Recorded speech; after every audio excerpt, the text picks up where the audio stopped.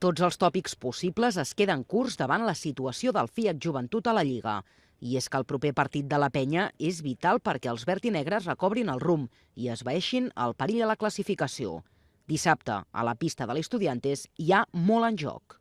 Ja sí que cada partit és una final per nosaltres, queda l'últim tram de la Lliga, no? Després de la Copa del Rei sempre diuen que no te n'adones i ja ha acabat això.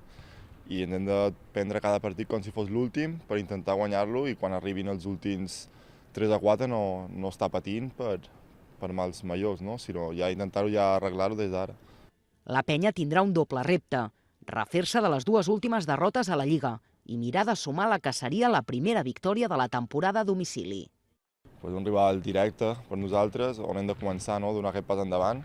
Serà una pista complicadíssima perquè ells també juguen moltíssim i a més contra nosaltres també per ells som un rival directe i ells tenen el factor pista a favor, no? O sigui que serà dificilíssim, però hem d'intentar fer un bon partit i arribar a l'últim minut amb opcions de guanyar. Després del partit a la pista de l'Estudiantes, els verd i negres tindran encara un altre desplaçament, a la pista del Fuenlabrada.